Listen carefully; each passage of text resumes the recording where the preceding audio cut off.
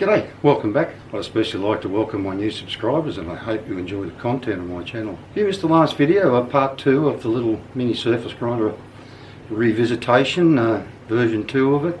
It's a link up there now, go watch that first. Come back, watch this one. Well, I mentioned a while back I could do with a decent 12mm button die.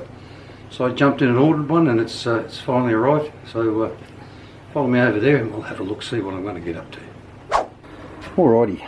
So this is where things stand at the moment. Every time I buy a new button die, I've got to make a new holder for it. And if I'd had a look, I don't really need to make one for this because that's the same damn size as that one there. But I'm struggling. I'm going to have to go back and watch the videos where I use these because I can't remember what I had that sitting on, because that's 20mm to cut. That's the 14x1 that turned out really oversized when I was making the rotary table.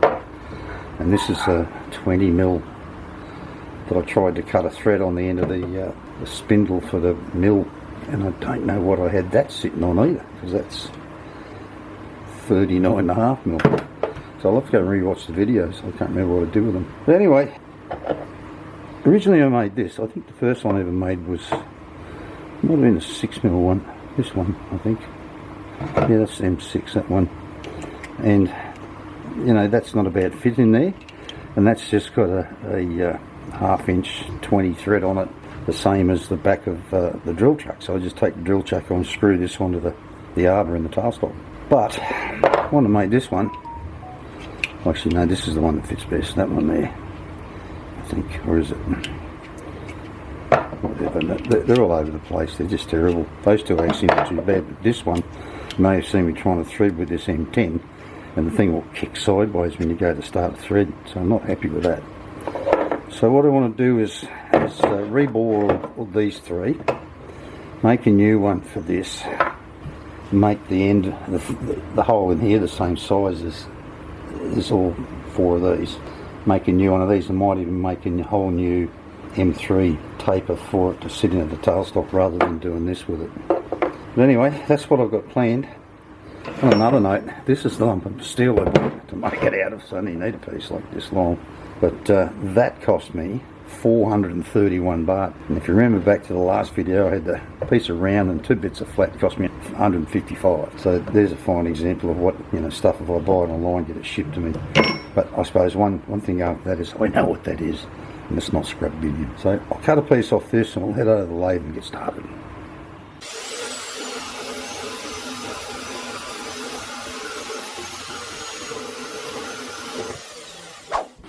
Alrighty, because I want to try and keep some reasonably tight tolerances on these parts, I decided this morning I'd try and get rid of this turn of tapers, and I'm pretty much got it, I reckon.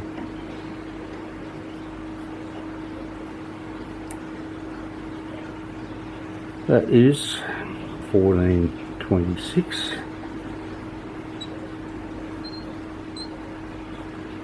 1428, so 2/100 over 2 inches I think I can live with. Not a lot I can do to try and get that out of this, but anyway, so I'll get that out of there. I cut a piece off in the saw there earlier, which you would have seen.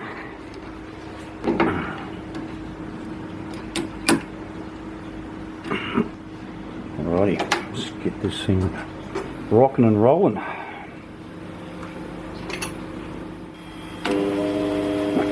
You get a very straight cut out of the saw again, but anyway.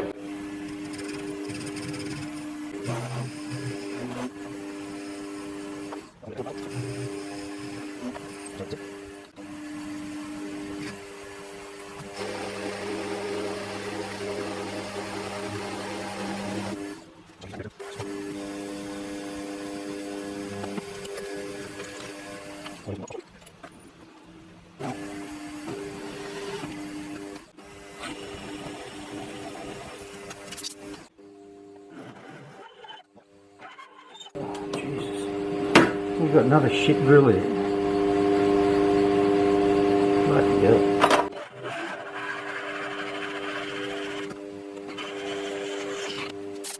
I think I'll give that new drill a touch up and just see if it might cut a bit better now. That was pretty hopeless. I'm back to you in a minute. Well, not having a lot of luck buying these bigger drills. They're just And they always seem to be rubbish. It's a brand new drill I'd never used before.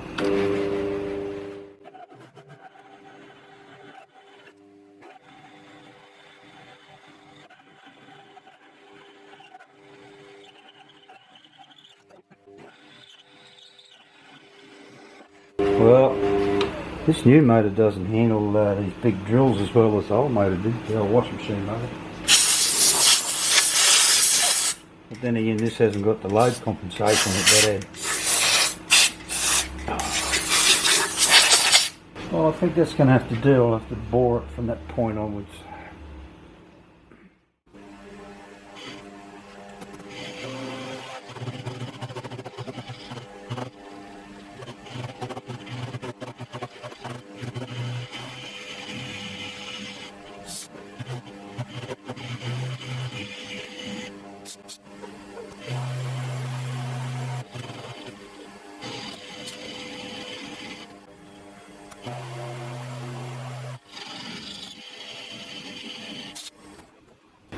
Alrighty, so that's still got about 0.7 of a millimetre to come out of it, but you can probably tell by the amount of smoke coming off it, it's getting pretty hot. And I didn't drill it deep enough, so I need to drill it another 2 or 3 mil deeper to get in far enough. I'm only 11.5 mil in, I need to be 13.6. So it's getting late in the day, so I think I'll let that cool down and we'll get back into it tomorrow morning.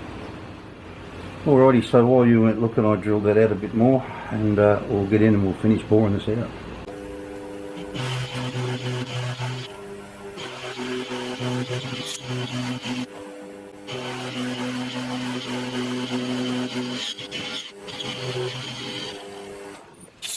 Alrighty, that's almost to depth. Just wants a little clean up pass in the back.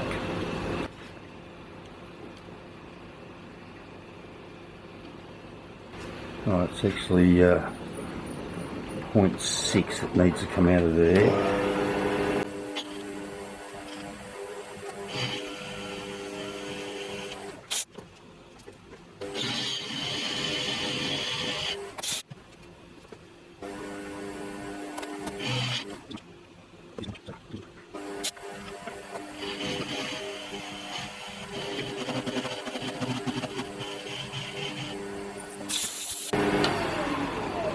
Alrighty.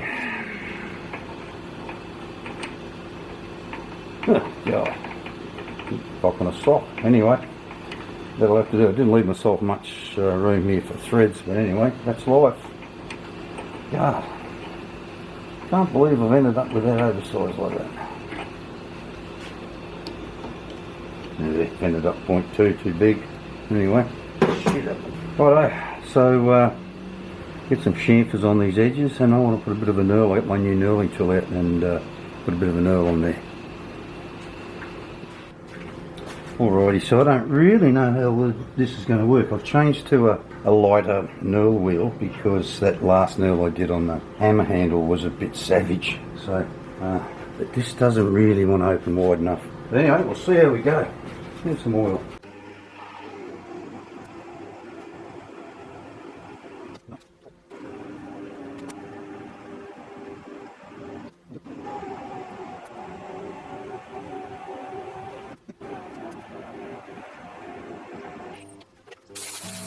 Alrighty, well, in all honesty, that's actually quite a nice mill.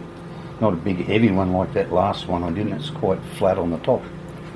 But anyway, so I'll get that out of there, turn it around, and do something about turning the back end down, and then boring the centre to accept a different size pin than what I was using. After messing around with this for quite a while, it's as good as I could get it, about 100th. Although this still looks like it's wobbling around like mad, but anyway. I'm in a bit of trouble trying to stop this camera from swinging around. I'm going to go back and revisit my overhead stuff so I can clamp it better in place, I think. Anyway, righto, so I'll get into this, I'll face it off. I won't make you sit through that. I mean, there's a lot to come off here, so when we get a bit closer to what it needs to be, I'll bring you back.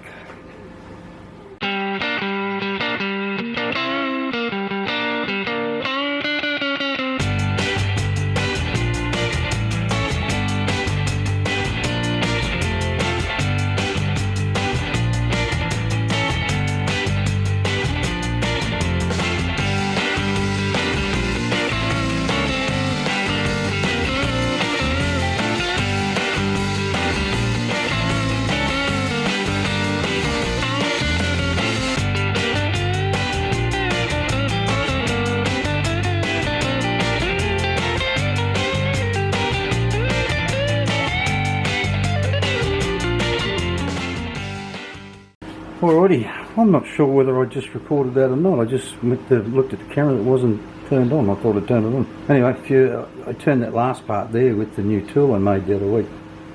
If you're wondering what's stepped by that, I've got this spring, and the plan is to use the spring to like wind the tailstock right up until it's tight to help hold it against the end of the job you want to start threading. So that's the idea of that. And this one I want to compress it up nearly as much as it'll go. I might just trim a little bit off the end of that yet. Anyway, that's the general idea. One of the other ones is actually the same size as that spring, so that works out pretty well. But it's a smaller one, so it doesn't matter so much. Alright, so next cab off the rank will be to drill and bore this thing. But it's getting late in the afternoon and I want to watch the footy today, so I think I'll do it's no noise Sunday tomorrow, but I think I'll do it tomorrow. Alrighty, so I didn't get this done yesterday. If you didn't see the community post I put up, I had to go and pick my daughter up from in town on Saturday evening, and we had a bike accident on the way home, and I didn't feel like doing anything yesterday. I was that sore. I'm still a bit sore today, but it's sort of easing off a bit. I thought I'd broken a rib, but that's settled down, so thank God. Could do without another broken rib. But anyway, we'll get on with this.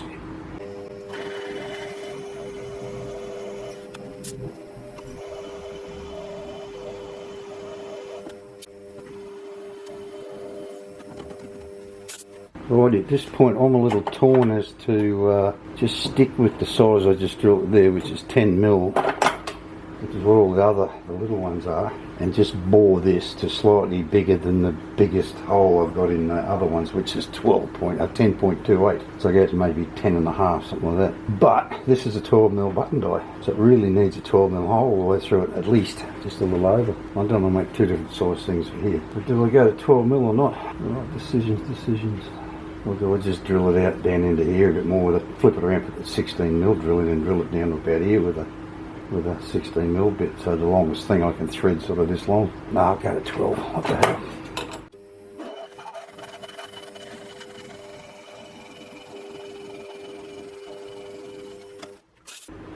Alrighty, I'm going to have a bit of a clean up and I'll come back to you.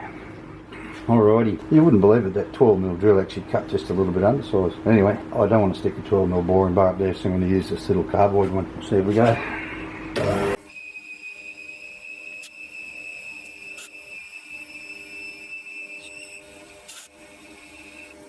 Well, I was having a bit of a scene. I'm going to have to make it 12.5.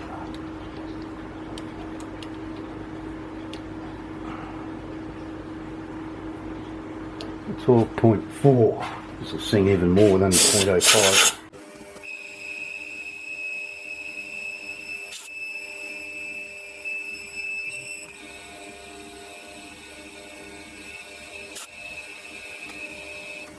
Well, I haven't got it sticking out that far. It gives me glorious finishes, these little cardboard bars.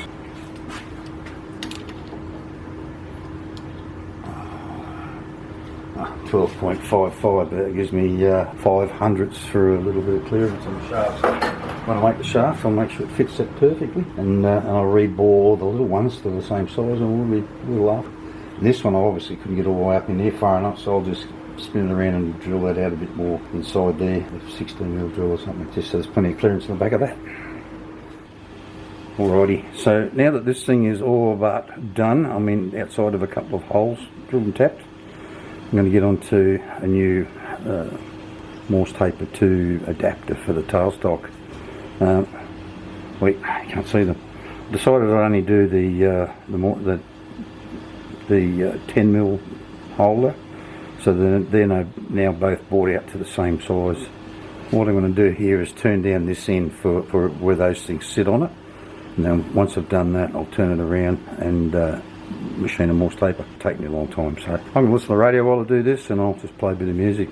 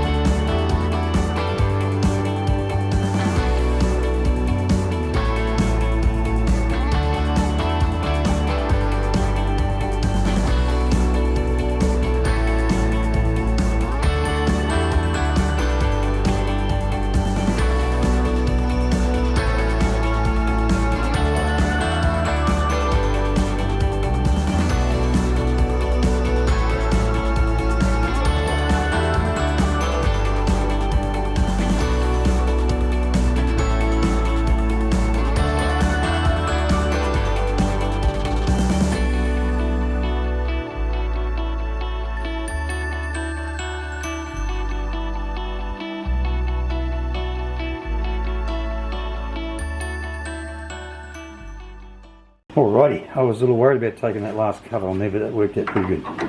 It fits nice. Beautiful. Right, I'm going to duck down the road, it's pretty hot. Get myself a nice coffee, and when I come back I'm going to knock some of this out of here while it's mounted up down to just above the maximum diameter of a Morse 2 taper, because that's the Morse taper end. Oh, I forgot, that step there is for the spring to sit on. So the spring can just live with that end. That's how it'll work, like that. Beautiful. Like I bought one, only much more better. At this point in the video, I'd like to thank my patrons for the continued support. It's greatly appreciated. If you'd like to become a patron, there's a link down in the description. You can sign up down there and toss me a couple of dollars every month. If you don't want to become a patron, there's always Buy Me a Coffee, and there's a QR code on the screen there. You can scan that, or there's always that thanks button down there.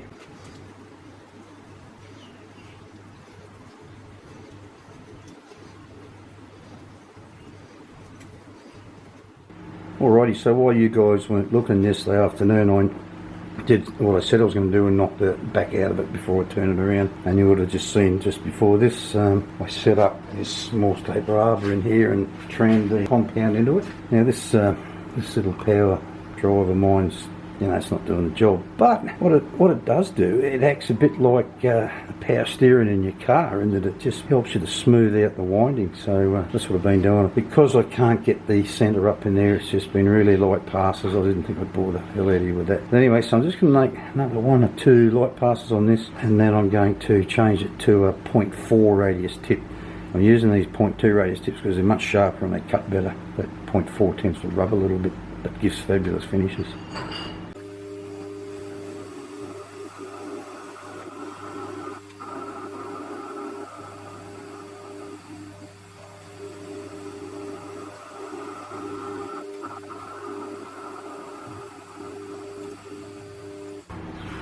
Alrighty.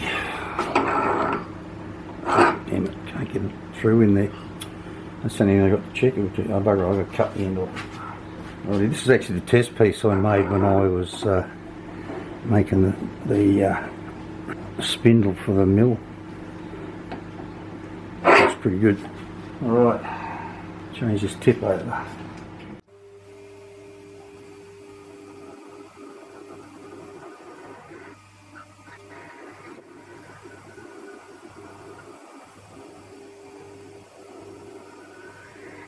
Well, I don't think I'm going to get much better finish, and I'll have to sand it out.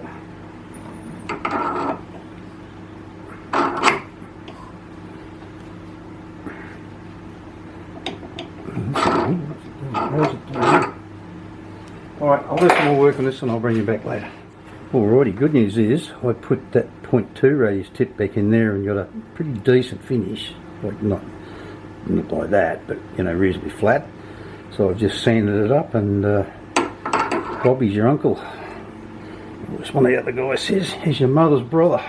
And that's a beautiful fit in there. This was actually cut with a reamer, so I know it's pretty good. Anyway, so that's that. So now we just need to mill a couple of flats on there. I don't know if I even really need to do that, but I do need to drill and tap some holes in the holder. And the mill's still got all that mini grinder set up on it, so I need to pull that off there. So anyway, I'll get on with that.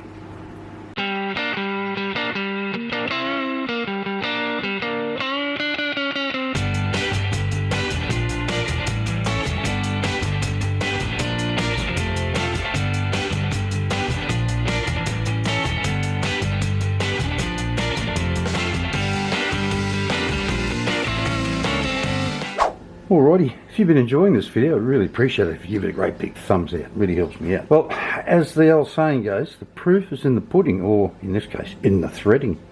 So let's fit that up in there. Put this onto here. Actually, I might just put a little bit of oil on that.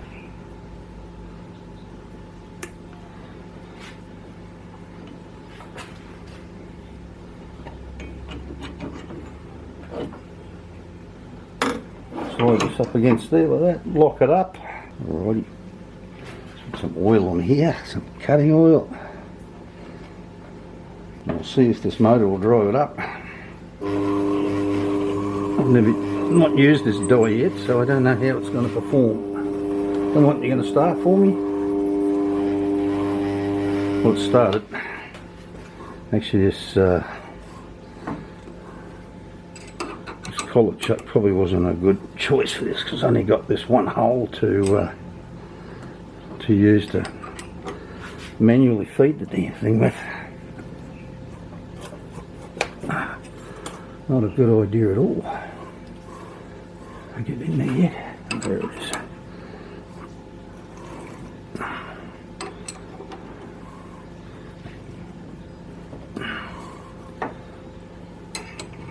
We should put the chuck back on. It doesn't feel like a very sharp button die, this one.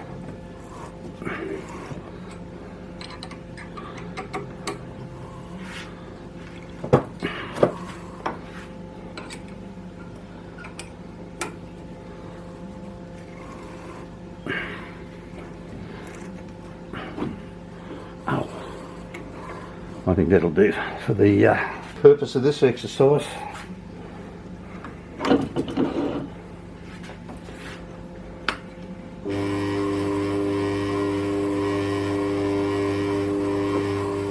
Wasn't far enough anyway. Well, that's not a bad looking thread. So I think we can call that a success. Alrighty, like I said, if you enjoyed it, great big thumbs up, helps me out. Thanks for watching, and I'll see you next week. Bye bye.